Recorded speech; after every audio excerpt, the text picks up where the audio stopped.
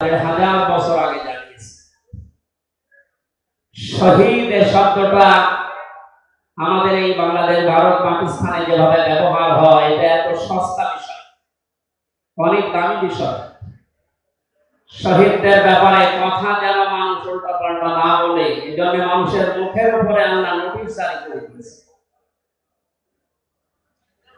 আল্লাহ পাক বলেন, ওয়া তাকুলু লিমান ইউকতালু ফি সাবিলিল্লাহি আমওয়াত বাল আহইয়াউন ইনদা বাল আহইয়াউ ওয়ালাকিন লা তাশউরুন। সূরা বাকারার 154 নম্বর আয়াতে আমি যতগুলো তাফসীর পড়েছি, সব মুফাসসির আয়াতের ব্যাপারে একই বক্তব্য দিয়েছেন। আল্লাহ পাক तमाम দুনিয়ার সব মানুষের মুখের উপরে নোটিশ দিয়েছেন, ওয়ালা তাকুলু,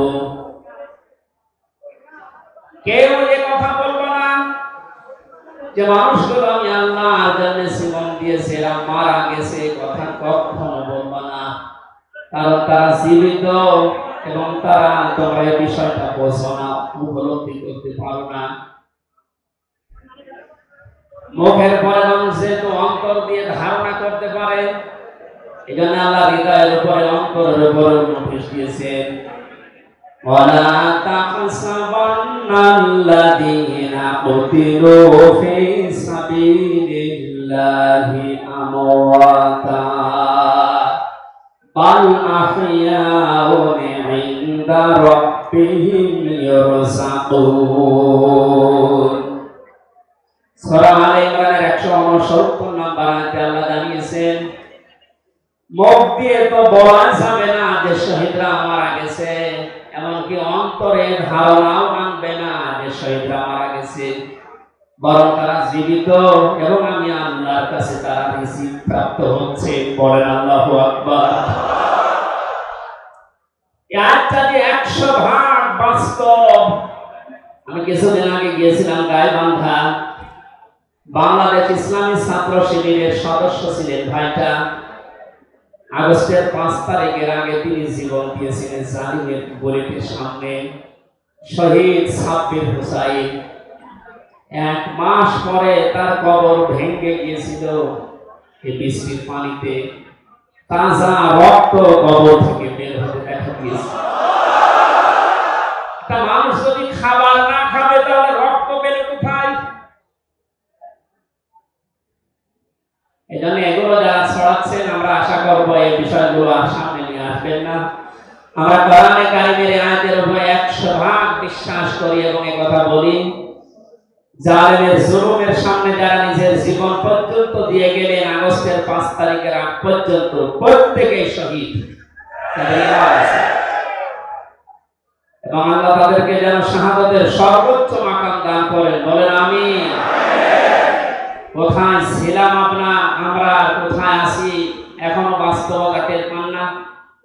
কিছুদিন আগে বাংলাদেশ জামাত ইসলামের কেন্দ্রীয় আমির জামাত ডাক্তার শফিকুর রহমান কুষ্টিয়াতে গিয়েছিলেন।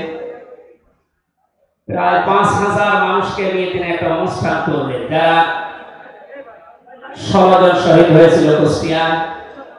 বাংলাদেশ জামাত ইসলামের পক্ষ থেকে 2 লক্ষ করে টাকা তাদের পরিবারের হাতে তিনি তুলে দিলেন।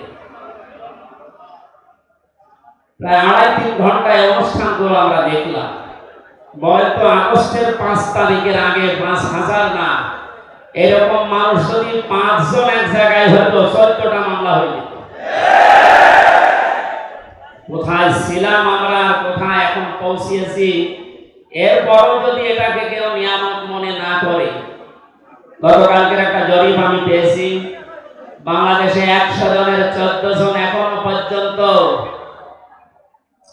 আপনি ঘাবড়াবেন না, আমরা নরম হয়ে যাই, এই দলে আছে। 100 জনের কতজন? 100 জনের 28 জন এখনো পর্যন্ত থানা নেওয়ার জন্য খুব তাড়াতাড়ি করছে। আমি নাম নাই নিলাম। আমাদের বিষয় 100 জনের 58 জন মানুষ এখন চাচ্ছে দেশে আল্লাহর বিধান দিয়ে জমিনটা চলুক। আগস্টের 5 তারিখ, খুব বেশি দিন যায়নি। এই কয়েক দিনের ব্যবধানে যদি এই অবস্থার সৃষ্টি হয়, এই জন্য আমার মনে হচ্ছে দেশের অনেক মুনাফিকেরা বুঝে ফেলেছে বিষয়টা, এজন্য খুব তাড়াতাড়ি করছে যে থালা আমাদের হাতে দিন। আমার দাদা একটা গল্প, বিবাহ করার পর বাসর রাতে বউকে রেখে একটু বাইরে গেছে।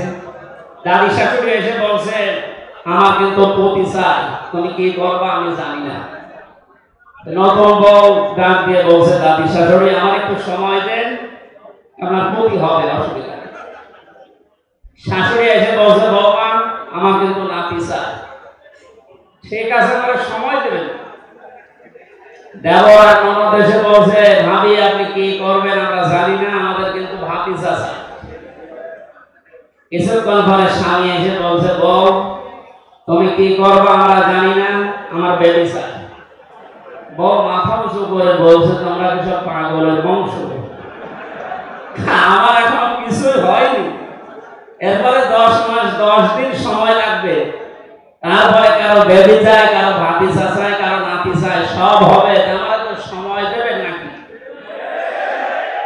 15.5 বছরে যে জঞ্জাল তৈরি হয়ে আছে, 1-1.5 মাসে পরিষ্কার করা সম্ভব? কি মনে করে যারা দায়িত্ব পেয়েছে ছাত্র জনতার হাত থেকে, দেশের মানুষের হাত থেকে, তাদেরকে একটু সময় দেবেন নাকি? কুষ্টিয়াতে বাংলাদেশ জামাত ইসলামের শ্রদ্ধাভাজন আমির উনি সাংবাদিকদের জানিয়েছেন, আমরা সম্মানজনক এবং যুক্তিপূর্ণ সময় তাদেরকে দিতে চান, যেন দিনের ভোটার রাতে না হয়। কথা বলা দেখেন, সুতরাং সম্মানজনক সময় নিয়ে তারা ঠিক ব্যবস্থা করবে। যারা খুব তাড়াতাড়ি করছেন, 10 মাস 10 দিন সময় দেবেন না, এমনিতেই বেবি অনেকে ফ্ল্যাক্সি লোড করে নিয়ে আসবে বাড়ি থেকে। আমরা চাচ্ছি সংস্কার যখন আরম্ভ হয়েছে, দেশে 1628টা চেয়ার আছে, এই দেশের মেন চেয়ার চেয়ার না, যিনি পালিয়েছে তার চেয়ার থেকে শুরু করে এদেশের ওসি সাহেবের চেয়ার পর্যন্ত আপনি গণনা করবেন, 1628টা চেয়ার হয়। আমরা চাই খুব তাড়াতাড়ি যারা দায়িত্বে আছেন, এই 1628টা চেয়ার যেন খুব তাড়াতাড়ি পরিবর্তন করা, কারণ এগুলো সব ওই জালেমদের দোষ। এগুলো পাল্টিয়ে বৈষম্যের শিকার হয়ে 15.5 বছর যারা ওএসডি হয়েছিলেন, যারা নিজেদের চেয়ার পর্যন্ত পৌঁছাতে পারে না, আমরা চাই তাদেরকে এই সমস্ত জায়গাগুলোতে দেওয়া হোক। জালেমদেরকে আমরা হেদায়েত দেয় না, তার বাস্তব প্রমাণ কালকের একটা কল রেখো। একজনের জন্মদিন নাকি গোপালগঞ্জে পালন করতে দেয়নি এক ওসি সাহেব, এজন্য বাইরের দেশ থেকে তাকে হুমকি দিচ্ছে যে তার নাম লিস্ট করে রাখো, আমি যদি কোনোদিন আসি তার খবর কর। আমি কথাটা শোনার পরে মিলালাম, আল্লাহু লা ইয়াহদিল কওমাস যালিমিন। আল্লাহ যে ইহদি দিয়েছেন মোজারে, বর্তমান ভবিষ্যৎ, প্রেজেন্ট ফিউচার, আল্লাহ তাআলা জানিয়েছেন যে আমি জালেমদেরকে হেদায়েত দিচ্ছি না, দেব না। কালকের কল রেকর্ড শোনার পরে আমার মনে হচ্ছে ওনার কপালে হেদায়েত নেই এবং আল্লাহ দেবেন। নয়তো এত কিছু হওয়ার পরে ওই লোকটা হুমকি দিতে পারে, আমার বিশ্বাস হয়। হেদায়েত চাই না, কারণ আমরা হেদায়েত চাইলেও আল্লাহ দেবেন না। জালেমদের হেদায়েত দেবেন না, আল্লাহ নিজে জানিয়েছেন। কারণ জালেমদের বিরুদ্ধে মামলা দায়ের করবে আল্লাহ নিজে। এটা আমি বানালাম।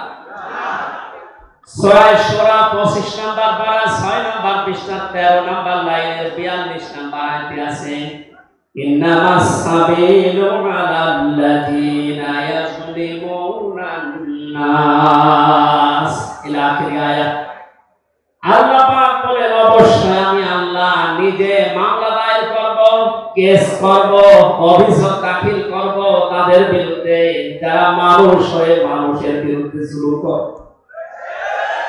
আল্লাহ ইয়াজলিমুনাল মুসলিমুনা দেননি, যে মুসলমানদের উপরে যারা জুলুম করে, ইয়াজলিমুনান নাস দিয়েছেন, যারা মানুষের উপরে জুলুম করে, অত্যাচার করে। এরা আমির হামজার মামলার আসামি না, এরা সরাসরি আল্লাহর মামলার আসামি। 1628 জন যারা ছিলেন আপনারা কিন্তু বাংলাদেশের কারো মামলার আসামি না, সবাই এখন আল্লাহর মামলার আসামি। মামলার বাদী যত বড় হয় মামলা তত কঠিন হয় এবং জামিন পাওয়া তত কঠিন হয়। আপনারা জানেন আমি 3টি বছর জেলে ছিলাম। আমার যে মামলা ছিল আমার মনে হয় যদি সাজাও লাগিয়ে দিত সর্বোচ্চ 3 মাস, কিন্তু মামলার বাদী যেহেতু একেবারে আমরা বলি, এই জন্য বহুবার মামলা সিএমএম কোর্ট, জজ কোর্ট, হাইকোর্টে ওঠার পরও বলে না হবে না। এই কয়েকদিন আগে মামলা আমার সব খারিজ হয়ে গেছে। আমি মনে করলাম মাননীয় আদালতকে প্রশ্ন করি যে আমার মামলা তো আপনার কাছে 3 বছর ছিল, এতদিন তো কিছুই করেননি, হঠাৎ এখন বলছেন কোনো দোষ নেই, সব ডেফিনেশন খালাস করে দিলাম। মামলাটা হাতে নিয়ে উনি বলছে এর ভেতরে তো কোনো মাল ম্যাটার এসে কি দিয়ে বিচার করবো, সব বাদ দিয়ে। এতদিন এই কথা বললে তো আমার 3 বছর জেলে থাকা লাগে না। আমি এইটাই বলতো যে হুজুর আমার হাত বাঁধা ছিল। কি বাঁধা ছিল? এখন যেহেতু হাত খোলা ন্যায় বিচার করতে পারছেন, আমরা চাই এদেশে যত চেয়ার আছে সব হাত যেন আবু সাইদের মতো এভাবে খোলা থাকে। এভাবে হাত খোলা চান না? কিয়ামতের আগে কোনো জালেম এদেশে চেয়ার আর আসতে পারবে না ইনশাআল্লাহ। সতর্ক থাকা লাগবে আমাদের। এজন্য যারা তাড়াহুড়া করছেন আপনারা একটু শান্ত হন, আগে 10 মাস 10 দিন সময় দেন, বাসর হোক। কথা বলেন না কেন? আমি আর নিচে নামলাম না। আল্লাহ আপনাদেরকে সম্মতি দান করুন, আমিন। দরুদ আর সালাম পড়ছি আমাদের নবী মুহাম্মদ রাসূলুল্লাহ সাল্লাল্লাহু আলাইহি ওয়াসাল্লামের প্রতি। আজকে সেই বিকাল 3টা থেকে শুরু করে রাত 9টা পর্যন্ত এদেশের প্রকৃত দশ আলেমদের মুখে, ইসলামিক চিন্তাবিদদের মুখে এবং জাতীয় নেতৃবৃন্দের মুখে আপনারা নবীর সিরাত সম্পর্কে বিভিন্ন কথা শুনতেছেন। আমি লাইভ দেখছিলাম। আমার আজকের আলোচনার বিষয় রাসূল সাল্লাল্লাহু আলাইহি ওয়াসাল্লাম কেন একমাত্র আদর্শ। এই পয়েন্টের উপরে কোরআন শরীফ থেকে হাদিস বের করেছি। খুব সংক্ষেপে এর উপরে আপনাদের সামনে কথা উপস্থাপন করার চেষ্টা চালাবো ইনশাআল্লাহ। ওয়া তাওফীক ইল্লাহ। জবান খুলে কোরআনের সোনালী আয়াতটা একটু পড়ে। আউযু বিল্লাহি মিনাশ শাইতানির রাজীম। বিসমিল্লাহির রহমানির রহিম।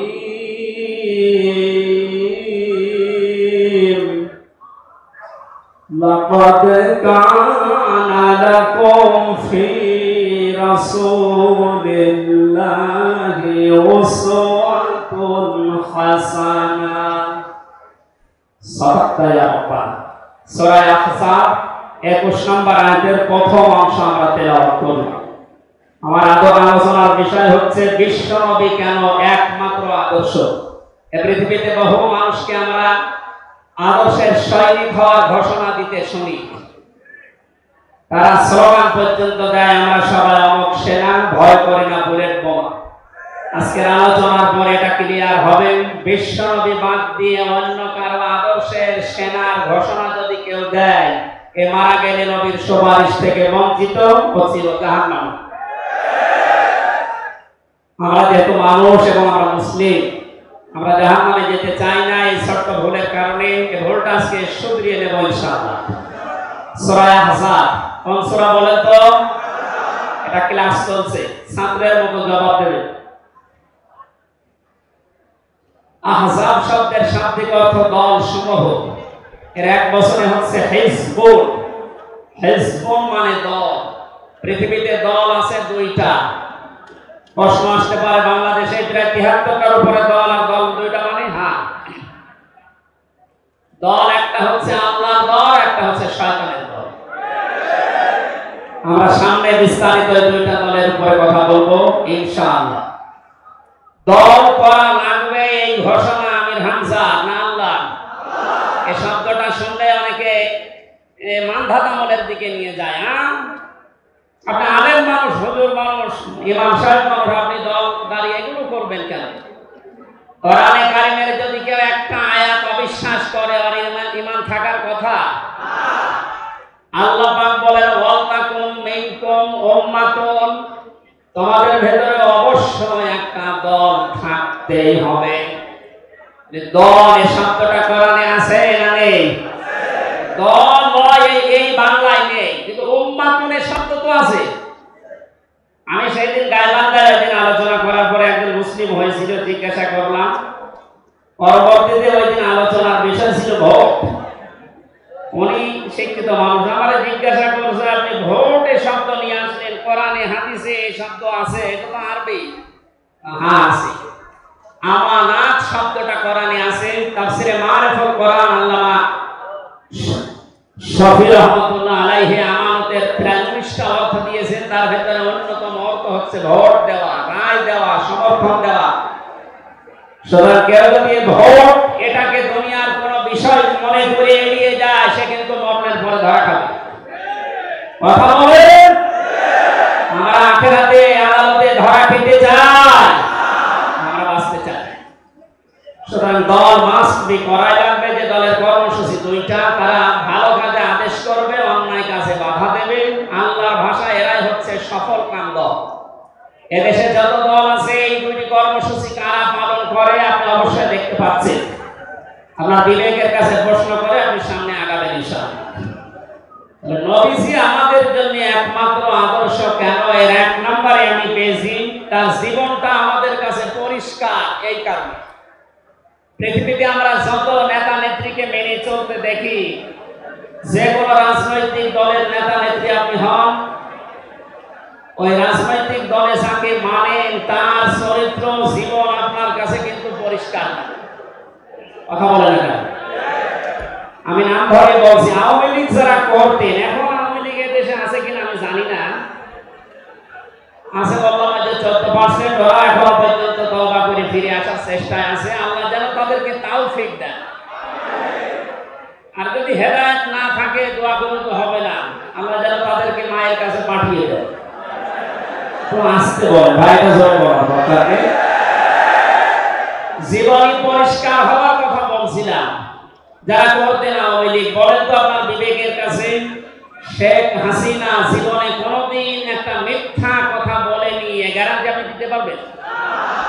না, এই কথা বলা ভুল হয়ে গেল। ওনার সারা জীবনে কোনো সত্য কথা আছে কিনা?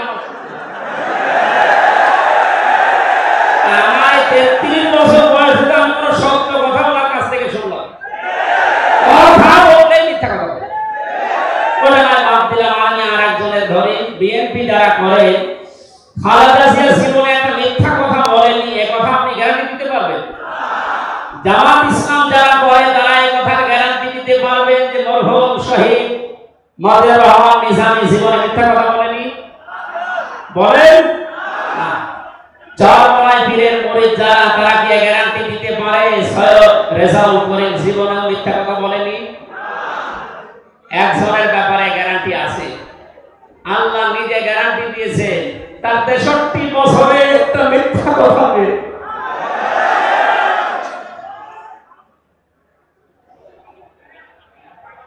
এই জন্য বিশ্বনামে আমাদের একমাত্র আদর্শ হওয়ার কারণ এই যে জীবনে 63 বছরে একটাও মিথ্যা কথা বলেননি। জোরে বলেন আল্লাহু আকবার। এটা কত বড় বিষয়, আপনি চিন্তা করলে আপনি চিন্তার রেখা শেষ করতে পারবেন না। আমাদের দিনের ভেতরে 24 ঘন্টায় কত মিথ্যা আসে, আর তারপর 63 বছরের জীবনে একটা মিথ্যা কথা তিনি বলেননি। 2 নম্বরে পেয়েছি আমি, তিনি উন্নত চরিত্রের অধিকারী ছিলেন। এমন চরিত্র আল্লাহ তাকে দিয়েছিলেন। আমি 3 জন নবীর নাম পেয়েছি, আল্লাহর নামের সাথে তাদের নাম আল্লাহ মিলিয়ে দিয়েছেন। হযরত ইসমাঈল আলাইহিস সালামকে আল্লাহ ডাক দিয়েছিলেন গোলামিন হালিম, আমার সহনশীল বান্দা। হযরত ইসহাক নবীকে আল্লাহ বলেছিলেন গোলামিন আলিম, আমার জ্ঞানী বান্দা। আর মুহাম্মদ রাসূলুল্লাহকে আল্লাহ ডাক দিয়েছেন ওয়া ইন্নাকা লাআলা খুলুকিন আযীম। সুবহানাল্লাহু আকবার।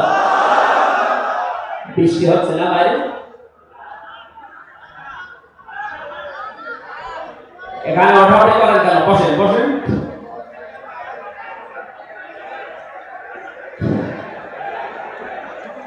এই কোরআনের আলোচনার ভেতরে কথা বললে কিন্তু মনে হবে ভাই কথা বলা যাবে না, কষ্ট হলে ওইভাবে থাকেন, কথা বলবেন না। 3 নম্বরে পেয়েছি আমি সূরা ইউনূসের 58 নম্বর আয়াতে আল্লাহ তাআলা জানিয়েছেন বিশ্ব নবী তোমাদের জন্য একমাত্র আদর্শ হওয়ার কারণ তিনি শ্রেষ্ঠ সম্পদ। قل بفضل الله وبرحمته فبذلك فليفرحوا هو خير مما يجمعون। নবী আপনি বলুন, তাম দুনিয়ার মানুষেরা যা গেইন করে, যা অ্যাচিভ করে, যা অর্জন করে, যা কিছু পেয়ে আনন্দে আছে, আমি আল্লাহর কাছে এই পৃথিবীর শ্রেষ্ঠ সম্পদ হচ্ছে আপনি। জয় বলেন আল্লাহু আকবার। সুতরাং আপনার আদর্শ পেয়েছে যারা, সে মানুষগুলো যারা আনন্দে থাকে, তারা যেন খুশি হয়। এজন্য আগস্টের 5 তারিখের আগ পর্যন্ত এদেশের 100 জনের মাত্র 15 জন মানুষ বিশ্ব নবীকে একমাত্র আদর্শ মানতেন, তারা খুশি ছিলেন, রাজি ছিলেন। মাত্র 1 মাস কয়েক দিনের ব্যবধানে এই যে 100 জনের এখন 58 জন মানুষ বিশ্ব নবী ছাড়া আর কাউকে বুঝতে চাচ্ছে না। সময়টা যেতে গেলে দেশের 100 জনের 100 জন মানুষ চাইবে বিশ্ব নবী ছাড়া কারো আদর্শ মানি না।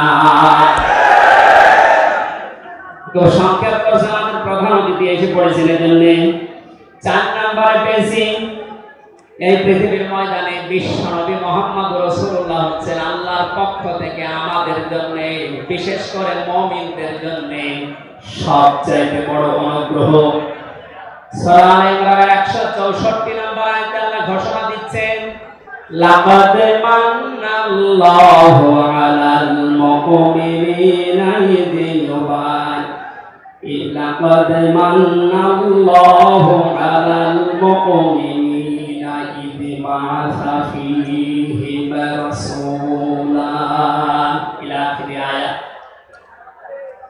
অবশ্যই মুমিনদের জন্য এই পৃথিবীর ময়দানে বিশ্ব নবী মুহাম্মদ রাসূলুল্লাহ আল্লাহর পক্ষ থেকে একটা অনুগ্রহ। আমরা এক একটা আয়াতের ভেতরে বিভিন্ন তাফসীর অনুযায়ী যত কথা আল্লাহ জানিয়েছেন নবী সম্পর্কে, প্রচন্ড গরম আপনাদের কষ্ট হবে যেন আমি খুব সামারাইজ করছি। 6 নম্বরে পৃথিবীর ময়দানে বিশ্ব নবী একমাত্র আদর্শ হওয়ার পেছনে কারণ কি? তিনি গোটা জাহানের জন্য ছিলেন একমাত্র রহমত। সূরা আম্বিয়ার 107 নম্বর আয়াতে আল্লাহ এই ঘোষণা দিয়েছেন ওমা রাসালনাকা ইল্লা রাহমাতাল লিল আলামিন। বলেন আল্লাহু আকবার। আল্লাহ আলম বলেন না যে শুধু পৃথিবীর জন্য, আলামিন যত জগৎ আল্লাহ বানিয়েছেন আর যত জগতে আল্লাহর যত সৃষ্টি আছে, এটা জাদুল আমর বাইনাহুম না, প্রতিটি জগতে সৃষ্টি অনুযায়ী আল্লাহর বিধিবিধান নাযিল হচ্ছে। যেখানে যে সৃষ্টি আছে প্রত্যেকটা সৃষ্টির জন্য মুহাম্মদ রাসূলুল্লাহ হচ্ছেন আল্লাহর পক্ষ থেকে রহমত। বলেন সুবহানাল্লাহ। সেই রহমতকে হযরত হালিমাতুস সাদিয়া চিনেছিলেন। কোরআন থেকে শুরু করে বাড়ি পর্যন্ত যেখানে নিয়ে গেছেন, সিরাত ইবনে হিশাম বলছে সব জায়গায় হালিমাতুস সাদিয়া বিশ্ব নবীর মাধ্যমে আল্লাহর রহমত পেয়েছিলেন। সিরাত বিশ্বকোষের ভেতরে পেয়েছি আল্লাহর নবীকে হযরতে হালিমাতুস সাদিয়া যেদিন কোলে তুলে নিলেন, হযরত হালিমা বলেন আমার স্তনে দুধ ছিল না, মুহাম্মদ রাসূলুল্লাহকে কোলে নেওয়ার সঙ্গে সঙ্গে আমার স্তন দুইটাই দুধে পরিপূর্ণ হয়ে গেছে। আমি ডান স্তন তাকে দিলাম, তিনি পান করলেন, বাম স্তন তাকে দিয়েছি, সঙ্গে সঙ্গে তিনি মুখ বের করে নিলেন। হযরত হালিমা বলেন আমি একবার, দুইবার, তিনবার মুহাম্মদ রাসূলুল্লাহর মুখে আমার স্তন দিয়েছিলাম, তিনবার মুহাম্মদ সাল্লাল্লাহু আলাইহি সাল্লাম স্তন থেকে মুখ বের করে নিয়েছে। চোখের ইশারা দিয়ে যেন আমাকে বসাতে চাই, মা হালিমা জোর করে ডান স্তনে আমার অধিকার ছিল, আমি পান করেছি। দিয়েছি, বাম স্তন এটা আমার অধিকার না। আমি জানি আপনার একটা সন্তান আছে, তার নাম আব্দুল্লাহ, এটা আমার গৌর ভাই আব্দুল্লাহর অধিকার। ও মা হালিমা, পৃথিবীতে আমি ভাইয়ের হক নষ্ট করার জন্য আসি না, এসেছি ভাইয়ের হক ফিরিয়ে দেওয়ার জন্য। ঢাকাবাসী, যে নবী মায়ের কোলে বসে ভাইয়ের হক নষ্ট করেন না, এই রবিউল আউয়াল মাসে সেই নবীর উম্মত আমরা এখন যারা দাবি করছি, অধিকাংশ গুলোই দেখতে পাই যত বড় হচ্ছি তত ভাইয়ের হক মারার জোর হচ্ছি। এটা তো রবিউল আউয়ালের শিক্ষা ছিল না। হযরতে হালিমা বলেন, তাকে যে গাধার উপরে তুললাম, দুর্বল ছিল, সঙ্গে সঙ্গে সবল হয়ে গেছে। বাড়িতে পৌঁছাতে দেরি, কুয়ায় পানি ছিল না, কুয়া ভর্তি হয়ে গেছে। খেজুর গাছে খেজুর ছিল না, বিশ্ব নবী মুহাম্মদ রাসূলুল্লাহ যেহেতু রহমত, আমার খেজুর গাছে খেজুর পরিপূর্ণ হয়ে গেছে। সুতরাং ওনাকে যেখানে নেওয়া হয় সেখানে যদি রহমত আসে, আমাদের এই মাথা থেকে পা পর্যন্ত, রান্নাঘর থেকে আন্তর্জাতিক জীবন পর্যন্ত, আজকে সিরাত অনুষ্ঠানে যদি সিদ্ধান্ত নিয়ে যেতে পারি সব জায়গায় তাকে ছাড়া কাউকে মানব না, অবশ্যই আল্লাহ পাকে ৫৬,০০০ বর্গ মাইলের রহমত বরকত দিয়ে ভরে দেবেন। কথা বলেন ঠিক কিনা? আল্লাহ যেন এটা দেন আমাদের মাধ্যমে, বলেন আমিন। ৬ নাম্বারটা ৭ নাম্বারটা খুব গুরুত্বপূর্ণ, এইটার ব্যাখ্যা করার জন্য আমি ৮-১০ মিনিট সময় নিলাম, একটু খেয়াল করবেন। বিশ্বনবী আমাদের একমাত্র আদর্শ, এই কারণে ৭ নাম্বার পয়েন্টে আমি কোরআন থেকে নিয়েছি। গণা মাপের গ্যারান্টি শুধু তার আদর্শ অনুসরণের মাধ্যমে। পৃথিবীতে বহু মানুষ আছে, বহু বিশ্ব নেতার দাবি অনেকে করছেন, অনেকে বিশ্ব মানবতার দাবি করছেন, অথচ বিশ্ব নেতা হওয়ার জন্য যে ৭টা কোয়ালিটি লাগে আমরা অধিকাংশ মানুষের ভেতরে পাই না, আন্দাজে শুধু ঢোল বাজায়। পৃথিবীতে বিশ্ব নেতার দাবি করতে পারেন নবীরা, রাসূলরা, কথা বলেন ঠিক কিনা? এই পৃথিবীতে বিশ্ব নেতৃত্ব দেওয়ার দাবি করতে পারেন নবী, রাসূলরা, এই কথার সাথে একমত আছেন? আমরা একজন নবীর নাম বলছি, হযরত ঈসা রূহুল্লাহ। তিনি জন্মের পরে তার সামনের লোকেরা তাকে অবৈধ, হারামজাদা, এরকম উল্টাপাল্টা নাম দিয়ে ডাকতো। হযরতে মরিয়ম আলাইহিস সালামের কাছে যখন জিজ্ঞাসা করেছে জাতির লোকেরা বিয়ে হয়নি, সন্তান পেলে কোথায়, খুব খেয়াল করে শুনবেন। হযরতে মরিয়ম ইশারা দিয়েছিলেন দোলনার দিকে, ফাশারাতে ইলাইহি ক্বালু কাইফা নুকাল্লিমু মান কানা ফিল মাহদি সাবিয়্যা। তিনি ইশারা দিয়ে বললেন, এই যে দোলনায় যে ছেলেটা আছে ওকে জিজ্ঞাসা করো, ওর জন্মের পরিচয় বলতে পারবে। ওরা বলছে ছোট্ট বাচ্চা কথা বলবে কি করে?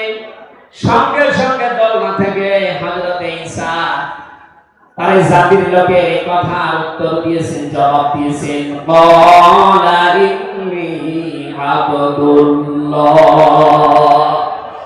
আতানিয়াল কিতাবা ওয়া জাআলানি নাবিয়্যা ওয়া জাআলানি মুবারাকান আইনামা কুনতু ওয়া আওসানি বিস-সালাতি ওয়াজ-যাকাতি মা দুমতু হাইয়্যা।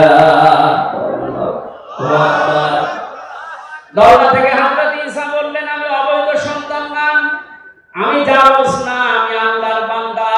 আল্লাহ পাক আমাকে জামানায় নবী করে পাঠিয়েছেন এবং আমাকে সামনে কিতাব দেবেন।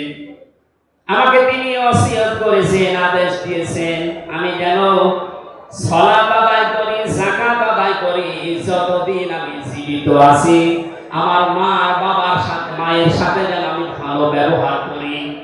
এখানে কয়েকটা পয়েন্টের দিকে তাকান। হযরতে ঈসা তিনি নিজের পরিচয় দিতে গিয়ে প্রথমে বললেন, আমি আব্দুল্লাহ, আল্লাহর বান্দা।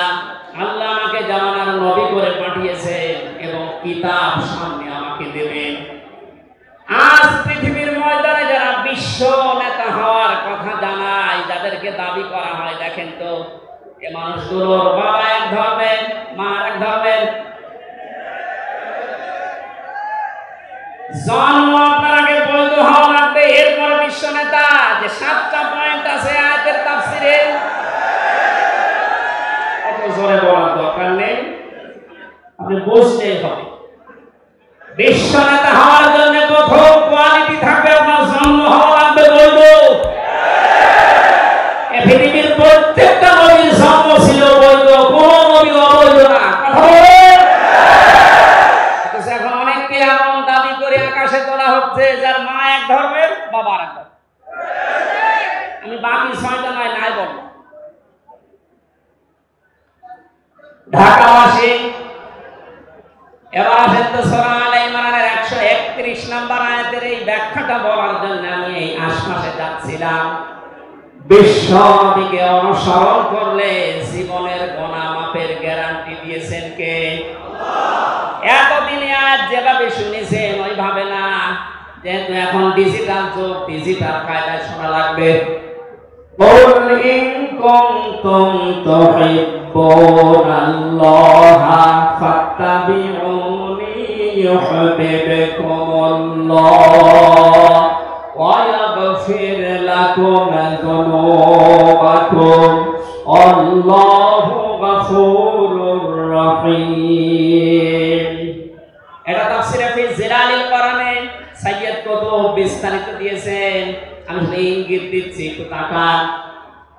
আল্লাহ পাক বলেন, নবী আপনি বলুন, যদি আল্লাহকে ভালোবাসি এ দাবি তোমাদের থাকে, এ দাবি আমাদের আছে না নেই? আল্লাহকে আমরা ভালোবাসি এ দাবি আছে না নেই? আল্লাহ বলেন দাবি যারা করে তাদেরকে আপনি বলেন যে ফাত্তাবিউনি, তারা যেন আপনার অনুসরণ করে। আল্লাহ পাক বলেন তারা যদি আপনার অনুসরণ করে ইউহিব্বুকুমুল্লাহ, আমি আল্লাহ নিজেই তাদেরকে ভালোবাসা আরম্ভ করব। আমি যদি কাউকে ভালোবাসি তার জীবনের অপরাধগুলো মাফ করে দেই, আমি গফুর, আমি রহিম। এ পর্যন্ত বাংলা অর্থ ছিল। এবার আসেন ব্যাখ্যা। এদিকে আছেন আপনারা? এদিকে আছেন? ফাত্তাবিউনি, আমার অনুসরণ করো, আমাকে দেখে দেখে চলো। এখন এই অনুসরণ করা লাগবে কি নবীজির জীবনের আংশিক না পূর্ণাঙ্গ? আরো জোরে বলেন, আংশিক না পূর্ণাঙ্গ? আব্দুল্লাহ ইবনে উবাইর দিকে তাকান, এই লোকটা অনুসরণ করেছিল কিন্তু আংশিক। এজন্য মুনাফিকের সরদার হয়ে মারা গেছে। কথা বলেন ঠিক কিনা? তার নামাজ ছিল রাসূলের মতো, রোজা ছিল রাসূলের মতো, নবীজির পেছনে হজ করেছে, নবীজির সাথে বিশ্বনবীর সাথে ইফতারি করেছে, কিন্তু বিশ্বনবী এই পৃথিবীর নেতা এটা সে মানত না। আজ বাংলা সহ বিশ্বে বহু মুসলমান এই থিওরিতে আছে, তারা নামাজ রাসূলের মতো পড়ে, রোজা রাসূলের মতো রাখে, কিন্তু সমাজ নবীজি, রাষ্ট্র নবীজি 10 বছর কোরআন দিয়ে চালিয়েছিলেন, এইটা মানতে তারা রাজি না। এই মানুষগুলোর অনুসরণ হচ্ছে আংশিক না পূর্ণাঙ্গ?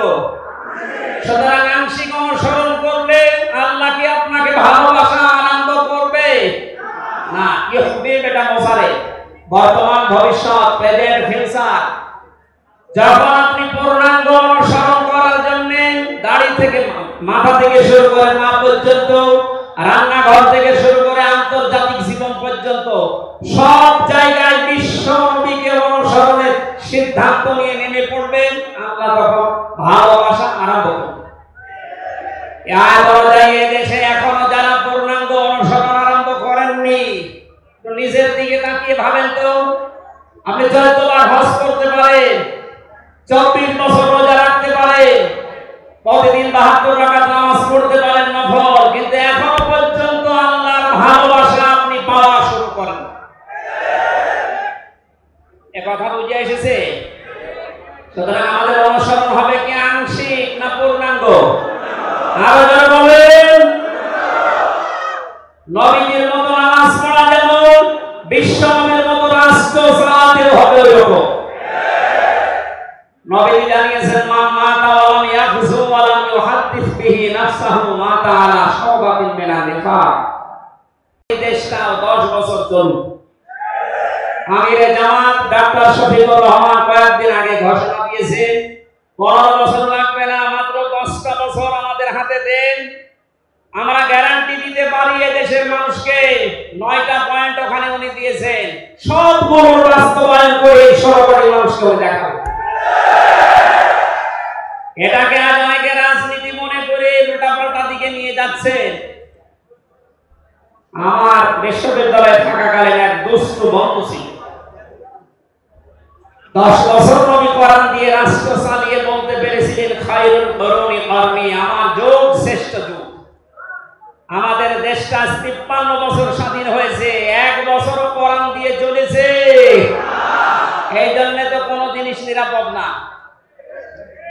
আমার ছোট দাদা উনি বলছিলেন যে হজে যাওয়ার পরে দেখে একটা ঘড়ি পড়ে আছে, মোবাইল ঘড়ি। চিন্তা করলাম নেব না, মনের ভেতরে ভয়, যদি ধরা পড়ে যায় তাহলে তো মানুষ এদেশে তো ধরা পড়লে হাত কেটে দেবে। দেশে যাওয়ার পরে মানুষ বলবে হাজি সাহেব চোর। এই ভয়তে নিলাম না। কি করি, অনেকক্ষণ দাঁড়িয়ে থেকে কেউ নেয়ও না, কারো পায়ের নিচে পড়ে আবার নষ্ট হয়ে যাবে। তুলে নিলাম এদিক ওদিকে তাকিয়ে। আর আমার জিনিস যেখানে জমা দেয় ওই জায়গায় জমা দিলাম। ওনারে জিজ্ঞাসা করলাম, ভাই মোবাইলের দাম কেমন হবে? উনি আমরা বলছে ইয়া হাজিউল হজ্জা তাইনা বিলা দুকা, হে হাসি দেশ কোথায়? তারা বলে যে তুমি বাংলাদেশ থেকে এসেছি। আপনার বাংলাদেশের টাকার মান অনুযায়ী এই ঘড়ি মোবাইলের এটা দাম হবে 72,000 টাকা। কত? 72,000 টাকার মোবাইল পড়ে আছে, ঘড়ি কেউ নিচ্ছে না। এদেশে থাকবে? বলেন। সাধারণ মানুষের কাছে থাকা দূরের কথা, দরবেশের কাছে থাকবে 36,000 কোটি টাকা। আমার মনে হয় আমার 33 বছরের জীবনে গণনা করে শেষ করতে পারবো না। পর্দা সেতু আরেকটা বানিয়ে এখন 4,000 কোটি টাকা আসতে থেকে যেত। কথা বলেন। দরবেশ যদি এই করে, যেগুলো ধরবেশ ওগুলোর চরিত্র কি বলবো? এই বন্ধুটা আমার বলছিল, আমি রামজা, আমি কুষ্টিয়া থেকে যাচ্ছিলাম ঢাকাতে, একটা নরমাল পৌঁছেছিল। হঠাৎ আমার পেটে গন্ডগোল। সিরাজগঞ্জ রোড পার হওয়ার পর ড্রাইভারকে বললাম যে ভাই একটু দাঁড়ান, আমি নেমে যাবো, আমার পেটে গন্ডগোল। ড্রাইভার বলছে গাড়ি থামবে না, একেবারে জায়গা মতো থামবে।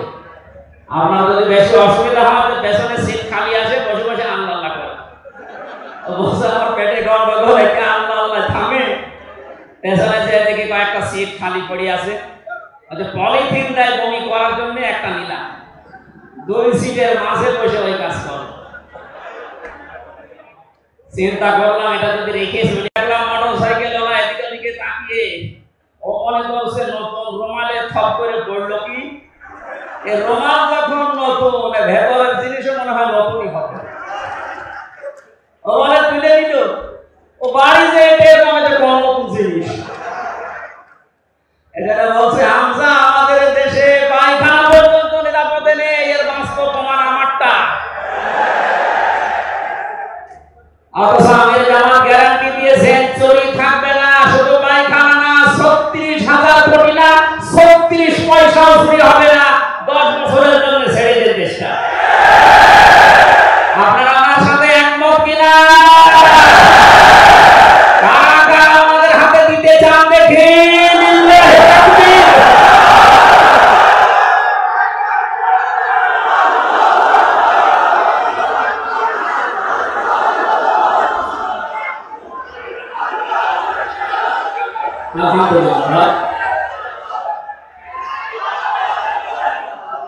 এটা রেকর্ড হচ্ছে, এটা শুধু এই সামিয়ানার নিচে নেই, 18 কোটি মানুষ শুনতেছে। যারা এই ময়দানের থেকে হাত তোলা দেখে তারা হাত তুলেছেন। আমরা চাই এই হাত যেন আল্লাহর জন্য আপনারা তোলেন, মানুষকে দেখানোর জন্য না। সুতরাং আমরা যদি বিশ্বনবী মুহাম্মদ রাসূলুল্লাহর অনুসরণ আংশিক করি, আল্লাহর ভালোবাসা পাওয়া এখনো আমরা আরম্ভ করিনি। এই হিসাবে দেশের অনেক পীর, অনেক ইমাম, অনেক খতিব, অনেক আলেম, অনেক জনতা এখনো আল্লাহর ভালোবাসা পাওয়া আরম্ভ করেনি। গুনাহ মাফ, জান্নাত তো দূরের কথা। কারণ আল্লাহর ভালোবাসা যে পাওয়া আরম্ভ করবে, তার জীবনের গুনাহগুলো আল্লাহ মাফ করবে, তাকে জান্নাতে দেবে। সুতরাং রাসূলুল্লাহ আমাদের একমাত্র আদর্শ হওয়ার কারণে তাকে অনুসরণ করলে এই গ্যারান্টি পাওয়া যায় যে জীবনের গুনাহ আল্লাহ মাফ করে দেন। জোরে বলেন সুবহানাল্লাহ। 9 নম্বরে পেয়েছি, বিশ্ব নবীর সাথে কেউ যদি বিয়াদবি করে তাহলে সে ধ্বংস হয়ে যাবে। আপনি তাকান, তার আপন চাচা আবু লাহাব, এরা যদি সিরাতুন নবী মাহফিল, আমাদের ঢাকাতে এগুলো হয়তো নেই, এগুলো চট্টগ্রাম আর সিলেট বিভাগে বেশি পাওয়া যায়। রবিউল আউয়াল মাস আজকে শেষ, এ মাস আসলে অনেককে দেখি নবীর জন্ম নিয়ে, নবীর মিলাদ নিয়ে আনন্দে আত্মহারা হয়ে যায়। পরিষ্কার ভাষায় বলছি, বাংলার মানুষেরা, নবীর মহব্বত, নবীর ভালোবাসা মাস্ট বি লাগবে, কিন্তু নবীর জন্ম নিয়ে, নবীর মিলাদ নিয়ে যদি কেউ শুধু আনন্দ করে মেতে থাকে, নবীর আদর্শের কোনো খোঁজ নেই, আপনি এই মুহূর্তে জেনে নিতে পারেন যে আপনি জাহান্নামী। তার প্রমাণ নবীর আপন চাচা আবু লাহাব আর আবু তালেব। এই দুইজন চাচা নবীর আদর্শ পেয়ে খুশি ছিল না, তারা নবীর জন্ম পেয়ে খুশি ছিল। নবীর মিলাদে, নবীর জন্মে তারা এত খুশি হয়েছিল, আবু লাহাব নিজের কাজের মেয়েকে পর্যন্ত আজাদ করে দিয়েছিল। আবু তালিব নিজের সন্তান হযরতে আলীকেও কাছে রাখতো না। আল্লাহ নবীর জন্মে লোকটা এত বেশি খুশি হয়েছিল, যতদিন পর্যন্ত তার আন্ডারে ছিল নবীজি, ততদিন নিজের ছেলে বাদ দিয়ে বিশ্ব নবীকে কাছে রেখে ঘুমাতো। অথচ তাদের পুরা দুইজনের জীবন আমি পড়ে দেখেছি। দুইজন চাচা, বিশ্ব নবী মুহাম্মদ রাসূলুল্লাহর দুইজন চাচা শুধু নবীর জন্ম মিলাদ নিয়ে আনন্দে ছিল, আদর্শ পেয়ে তারা আনন্দ করে নাই, মেনে নেয় নাই, যেন দুইজনে জাহান্নামী। বলেন নাউজুবিল্লাহ। সিস্টেম অপর পৃষ্ঠায় দেখুন, আরো দুইজন চাচার নাম আমরা জানি, হযরতে হামজা, হযরতে আব্বাস রাদিয়াল্লাহু তাআলা আনহুমা। এই দুইজন চাচা শুধু নবীর জন্মে মিলাদে খুশি ছিলেন না, তারা নবীর আদর্শ পেয়ে খুশি হয়েছিলেন, এই জন্য দুইজনে জান্নাতি। বলেন সুবহানাল্লাহ। হযরতে হামজা, হযরতে আব্বাস যে জান্নাতে গেছে কোনো সন্দেহ আছে? আল্লাহ কোরআনের আয়াত নাযিল করেছেন তাদের নামে, রাদিয়াল্লাহু আনহুম ওয়া রাদু আন। আল্লাহ পাক বলেন, আমি তাদের উপরে রাজি হয়ে গেছি যেমন তারা আমার উপরে রাজি। সুতরাং হযরতে আব্বাস, হযরতে হামজা দুইজনেই নবীর আদর্শ মানার কারণে জান্নাতি। আমরা এদের মতো হতে চাই। বলেন আমিন। এখানে একটা কথা আছে, হযরতে হামজা আব্বাস রাদিয়াল্লাহু তাআলা আনহু, তিনি কিন্তু অনেক আগে মুসলমান হয়েছিলেন গোপনে, তো প্রকাশ করেননি। এই মাসলাটা বলছি এই কারণে, 152 জন সমন্বয়কের ভেতরে 108 জন বাংলাদেশ ইসলামী ছাত্র শিবিরের নেতা এবং পরীক্ষিত কর্মী। তারা অনেক জালেম এবং অনেক মুনাফিক পর্যন্ত, এমন অনেক আলেম নামে জালেম পর্যন্ত এই বিষদগার করছে। নাম যেহেতু দেখেছে ছাত্র শিবির, এই জন্য তাদের চুলকানি। কেন ওরা এতদিন পরিচয় প্রকাশ না করে এই কাজ করলো? ওরা মুনাফিক, ওরা শয়তান। যেখানে বিশ্বজিতের মতো হিন্দু সে রেহাই পায় না, সেখানে পরিচয় দিয়ে রায় খাবে। সুতরাং সাদিক সাহেব এবং এসএম ফরাদ ভাই সহ যারা পরিচয় গোপন করে এই জালেমের বিদায়ের জন্য এই বিপ্লব আমাদেরকে এনে দিয়েছেন, তাদেরকে প্রত্যেক থানায়, জেলায়, রাজধানীতে সংবর্ধনা দেওয়া দরকার। তারা এটা এমনিতেই করে নাই, তারা হযরতে আব্বাসের জীবন থেকে করেছে। অথচ হযরত আব্বাস রাসূলের বিরুদ্ধে বদরের ময়দানে বিরুদ্ধে যুদ্ধ করার জন্য আবু জাহেলের পক্ষ নিয়ে গিয়েছিল, অথচ তিনি ওই সময় মুসলমান। তার মানে নিজের পরিচয় গোপন করে বাস্তবতার নিরিখে স্থান কাল পাত্র ভেদে একটা কৌশল, এটা একটা হিকমা। ও জীবনে কোরআনই পড়ে নাই, হাদিস পড়ে নাই, ও ফতোয়া দিচ্ছে যে এ হচ্ছে মুনাফিক। এটা ওনারা যা করেছে, আমি এখানে 9টা পয়েন্ট এনেছিলাম। সাদিক সাহেব ভাই সহ, এসএম ফরাদ ভাই সহ 108 জন যা করেছে, সব নবীদের থেকে, নবীর নবীজির চাচা থেকে শিক্ষা নিয়ে এই হিকমতটা অবলম্বন করেছে। আল্লাহ তাদেরকে যেন সর্বোচ্চ মাকাম দান করেন, বলেন আমিন। আসতেছে মেহমান। বেয়াদবি করলে যে মানুষের জীবন ধ্বংস হয়ে যায় রাসূলের সাথে, তার প্রমাণ পেয়েছি নবীজির চাচা আবু লাহাবের জীবন থেকে। বিশ্ব নবী যখন সাফা মারওয়া এই পাহাড়ের উপরে উঠে দাওয়াত দিচ্ছিলেন, এই লোকটা ডাক দিয়ে বলেছে, তাব্বালাকা আলিহাদা জামাতানা ইয়া মুহাম্মদ, হে মুহাম্মদ তুমি ধ্বংস হয়ে যাও। তাফসীরের কিতাবে সূরা লাহাবের তাফসীরে পড়েছে আবু লাহাব মুহাম্মদ রাসূলুল্লাহকে শুধু ধ্বংস হয়ে যা এ কথা বলে নাই।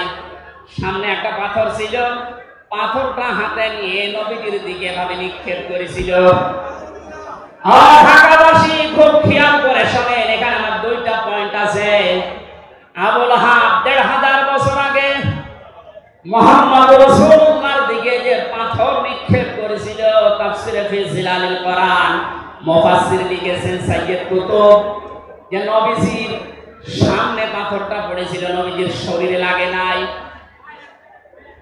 আল্লাহ পাক সঙ্গে সঙ্গে তার জন্য কোরআনের আয়াত নাযিল করলেন, শুধু এই হাতের জন্য না। তাব্বাত ইয়াদা আবি লাহাবি ওয়া তাব।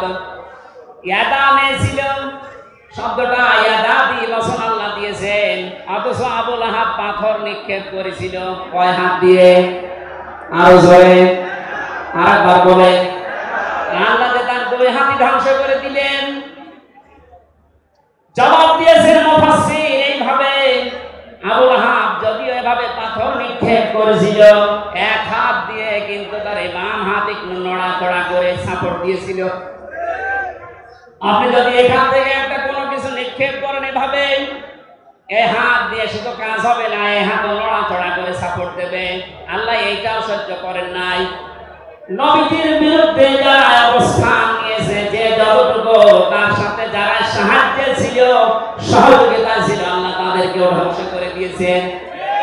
এই ১৫ বছরে আল্লাহ নবীর আদর্শকে, তার শিক্ষাকে, শিক্ষা ব্যবস্থা থেকে ডাইরেক্ট ডান হাতের মতো, অনেকে বাম হাতের মতো পেছন দরজা দিয়ে নাড়াচাড়া করে উল্টিয়ে ফেলেছিলেন।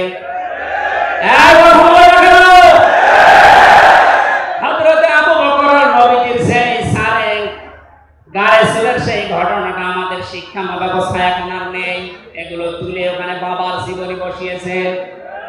সুতরাং নবীজিকে যারা আঘাত দিয়ে শিক্ষা ব্যবস্থা থেকে ৯৬% মুসলমানের এই দেশে নবীর আদর্শ বাদ দিয়ে অন্য কাউকে যারা বসাতে চেয়েছিলেন, যারা ডাইরেক্ট এগুলো করেছিলেন, যেগুলো মন্ত্রণালয়ের দায়িত্বে ছিল, বাম হাত দিয়ে যারা পেছন দরজা দিয়ে নাড়াচাড়া দিয়েছেন, উপদেষ্টা মণ্ডলের ভেতরে ২ জন আছে, তারা সমকামিতা প্রমোট করছেন, আমরা শুনতে পাচ্ছি। পাঠ্যপুস্তকে যে পরিবর্তন আনার চেষ্টা আছে, ৯৬% মুসলমান কিন্তু ঘুমিয়ে যায়নি, এরা এখনো জেগে আছে। আমিরে জামাত কুষ্টিয়ায় সেদিন ঘোষণা দিয়েছে, দেশের মুসলমানেরা এখন আর ৫ তারিখের আগের মতো ঘুমিয়ে নেই, সব সজাগ আছি আমরা। বলেন। সুতরাং যারা ডান হাত দিয়ে চেষ্টা করছেন আল্লাহ বিরোধী, রাসূল বিরোধী, মানবতা বিরোধী এই কাজগুলোকে প্রমোট করার জন্য, বাস্তবায়নের জন্য, আর পেছনের দরজা দিয়ে যারা বিভিন্ন নাম নিয়ে আবু লাহাবের বাম হাতের মতো নাড়াচাড়া দিচ্ছেন, আল্লাহ পাক যদি ধরে আবু লাহাবের মতো ডান হাত বাম হাত সব কিন্তু ধ্বংস করে ছাড়বে।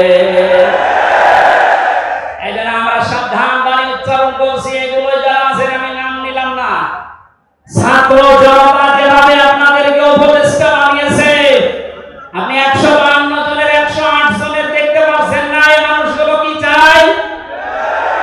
১০৮ জন না, আমি ১৫২ জনের সাথে যোগাযোগ রেখে দেখেছি, সবাই চায় এদেশে আল্লাহর বিধান চালু।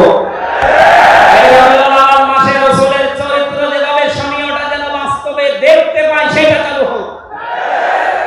৫৩ বছর তো দেখলেন, বাবা চালিয়েছিল, দুর্ভিক্ষে ধরেছে অনেকে, আমি দেখি না, আমার তো ৩৩ বছর, মুরব্বীরা দেখেছি। স্বামী চালিয়েছিল অনেকের, অনেকের চাচা চালিয়েছে 9 বছর, ভাবি চালিয়েছেন, এমনকি বউ চালিয়েছে, এটা তো দেখলাম। এখন শুধুমাত্র কোরআন দিয়ে চললে, নবীর আদর্শ দিয়ে চললে দেশটা কেমন দেখা যায় এটা দেখতে বাকি আছে। এটা আপনারা দেখতে চান না? সামনে আমার জীবনের সবচাইতে বড় শখ, আকাঙ্ক্ষা, তামান্না এটা, চর্ম চোখে যেন আল্লাহ আমাকে দেখায় যে 56,000 বর্গ মাইল তার কালাম দিয়ে চলছে। এটা দিয়ে চললে যে কেমন দেখা যায়, এটা মিনি জান্নাত হয়ে যাবে। আপনি বিশ্বাস করেন, এটা মিনি জান্নাত হয়ে যাবে। অনেকের এখনো পর্যন্ত শ্বশুর ভয় দেখাচ্ছে। আমির জামাত সেদিন বলেনি যে শ্বশুর ভয় দেখাচ্ছে মেয়েদেরকে যে তোমাদের ঘর বন্দি করে রাখবে। অনেকে যারা ডাল খায়, মামা বাবা খায়, লাল পানি খায়, এরা কি খাবে? দেশটা যদি কোরআন দিয়ে চলে, নবীর আদর্শ দিয়ে চলে, পুরো দেশটা হয়ে যাবে মসজিদের মতো। মসজিদে প্রবেশ করলে যত বড় বিড়ি খোর হোক, যত বড় ডাল খোর হোক, যত বড় বাবা খোর হোক, আর লাল পানি যেই খায়, ওই পরিবেশে গেলে কেউ কি চাইবে যে একটু লাল পানি খাই? পরিবেশটা রহমত দিয়ে ভরপুর। কথা বলেন ঠিক কিনা? এজন্য মসজিদে প্রবেশ করতে হলে আল্লাহর রহমত আমরা কামনা করি। আল্লাহুম্মা আফতাহলি আবওয়াব রাহমাতিক। পুরো জায়গাটাই রহমত দিয়ে ভরপুর। আল্লাহর কোরআনের বিধান সেখানে চলে, এজন্য পুরো জায়গাটা রহমত দিয়ে ভরপুর করা। এই দেশটায় যদি আল্লাহর বিধান চালু হয়, রাসূলের আদর্শ চালু করতে পারি আমরা, পুরো দেশটা হয়ে যাবে মসজিদের মতো। তখন আর লাল পানি খেতে, বিড়ি খেতে আপনার মনে চাইবে না। আপনি জান্নাতি হয়ে মারা যেতে পারবেন, এই গ্যারান্টি আমরা দিতে পারি। সুতরাং আমরা রাসূলের সাথে কোনো বেয়াদবি যেন না করি। মেহমান এসে গেছে আমাদের মাঝখানে।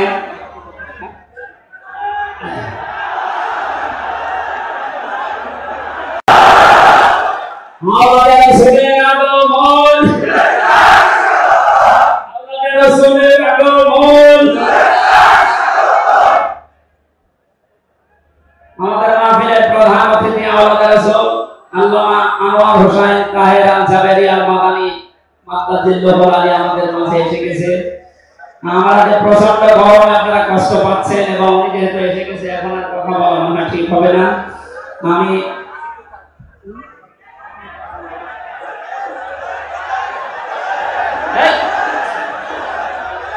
এখানে যা বসা আছে সব আমার উস্তাদের উস্তাদ। এই জন্য আমি কথা বলতেছেন, পয়েন্টগুলো শেষ করছি। 10 নম্বর পেয়েছি, তিনি শরীয়ত প্রণেতা। হ্যাঁ বললে হালাল, না বললে হারাম, সুতরাং তার সম্মান অনেক বেশি। 11 নম্বরে তিনি ছিলেন দাঈ ইলাল্লাহ, তিনি ডাকতেন শুধুমাত্র আল্লাহর দিকে। কার দিকে? আমি একটা পয়েন্ট এখানে বলি, খুব খেয়াল করে শুনবেন। সূরা হামিম সেজদা 33 নম্বর আয়াতটা এতদিন যেভাবে শুনেছেন ওইভাবে না, একটু ভালো করে খেয়াল করে শুনেন। আল্লাহ পাক বলেন, আহসানু কাওলান মিম্মান দাআ ইলাল্লাহি ওয়া আমিলা সালিহান ওয়া ক্বালা ইন্নানি মিনাল মুসলিমিন।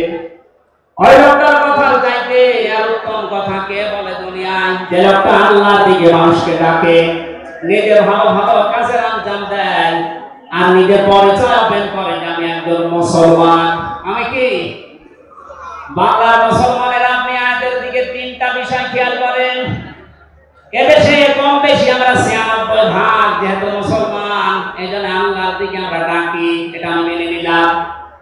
2 নম্বর, ভালো ভালো কাজের আঞ্জাম আমরা নিজের জায়গা থেকে হলেও কম বেশি দিতে পারছি বা দেই।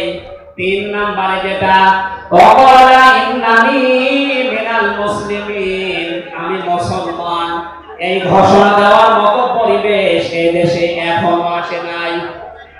কথা বলেন, এখন এমন জায়গা অনেক আছে যেখানে আমি মুসলমান, এই কথা বলা এখনো সম্ভব না। সুতরাং আয়াতের 3 নম্বর, এটা যদি বাস্তব এই চর্মচোখে দেখতে চান যে আমি মুসলমান, এই পরিচয় দিয়ে আমি এই পৃথিবীতে টিকে থাকতে চাই, তাহলে এই দেশটা কোরআনের হাতে দেওয়া লাগবে, মাস্ট বি। কথা বলেন ঠিক কিনা? সুতরাং আমাদের এখন থেকে ডাক হবে কোন পীরের দিকে না, কোন বাবার দিকে না, আমাদের একমাত্র ডাক হবে আল্লাহর দিকে। জয় বলেন আমিন। নম্বরে পেয়েছি তিনি যুদ্ধবন্দীদের সাথে এমন ভালো আচরণ করতেন। ইয়ামামার একজনের নাম পড়লাম হাদিসের পাতায়, বিগ লিডার ছিলেন এই লোকটা, সামামা ইবনে আসাল রাদিয়াল্লাহু তাআলা আনহু। বদরের ময়দানে তিনি ধরা পড়লেন, সাহাবীরা তাকে বেঁধে রেখেছে মসজিদের ভেতরে খুঁটির সাথে। নবীজি এসে বললেন, সামামা কেমন লাগে তোমার, কি আচরণ আমার কাছে আশা করো? লোকটা বলে, মুহাম্মদ সাল্লাল্লাহু আলাইহি ওয়াসাল্লাম আপনি আমাকে মেরেও ফেলতে পারেন, ছেড়েও দিতে পারেন। নবীজি তাকে বললেন, সামামা এই দুনিয়ায় শেষ দুনিয়া না, আরেকটা জগৎ আমাদের সামনে আসে।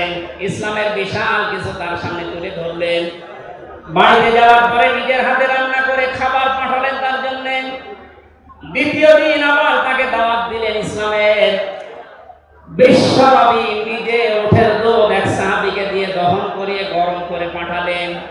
মনে হচ্ছে তিনি জামায় আদর করছেন, অথচ সে লোকটা যুদ্ধবন্দী।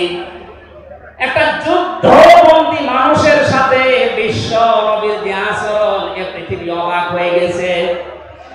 অথচ 15.5 বছরে যুদ্ধবন্দী না, কারাবন্দী,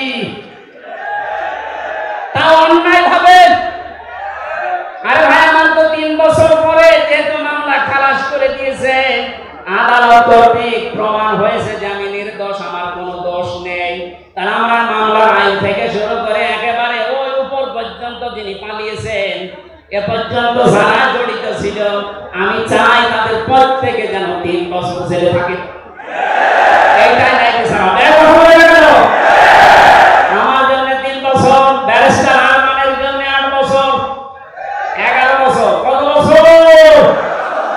আপনি যে চট করে ঢুকে পড়বেন, আগে 11 বছর থাকেন, এরপর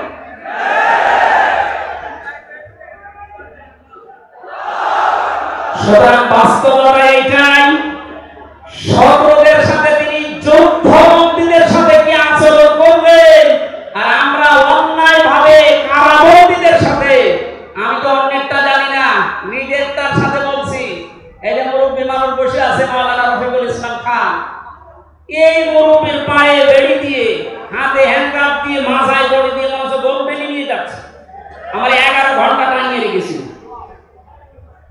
অথচ নিজেরাই বলছিল যে আপনার কোনো দোষ নেই, আমরা জানি। দোষ নেই, আমরা ধরে রেখেছেন কেন, ছেড়ে দেন না, উপরের নির্দেশ। কোথায় পৌঁছিয়েছিল দেশটা? আর তারা এই রবিউল আউয়াল আসলে একদিন ছুটি দিত নবীর জন্মদিন পালন করার জন্য। নবীর আদর্শের কোন খোঁজ খবর তাদের কাছে নেই। এই সামামা ইবনে আসাল নবীজির আচরণ থেকে শেষ পর্যন্ত বাপদাদার ঘর ত্যাগ করে ইসলাম কবুল করেছিলেন। এই 15 বছর যদি এরকম কিছু দেখাতে পারতেন, লাখের উপরে মানুষ জেল খাটতেছে। আমার মনে হয় 100 জনের 70 জন মানুষ এই দেশে জেল খাটে, কিচ্ছু জানে না। বিশেষ করে 15.5 বছর এই মানুষগুলো আপনার দলে অন্তত না আসলে আমাদের জন্য দোয়া করত। এরপরে আমি পেয়েছি বিশ্বনবীকে একমাত্র আদর্শ হওয়ার কারণ তিনি শত্রুদের সাথে আচরণ দেখিয়েছিলেন। পৃথিবীতে ইতিহাস হয়ে আছে, তাইফে তিনি দোয়া করেছিলেন, আল্লাহুম্মা হাদি কওমি ফাইন্নাহুম লা ইয়ালামুন। 14 নম্বরে পেয়েছি তিনি নবী এবং রাসূলদের নেতা ছিলেন। 15 নম্বরে ছিল তার বক্ষ ছিল উন্মুক্ত।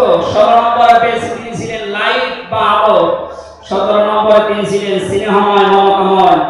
18 নম্বরে তিনি ছিলেন কমল হৃদয়ের অধিকারী। এক একটা শব্দের ভেতরে লক্ষ লক্ষ কথা আল্লাহ লুকিয়ে রেখেছে। রাসূলের জীবনে 1 ঘন্টা 1.5 ঘন্টায় না, কিয়ামত পর্যন্ত যদি কেউ আলোচনা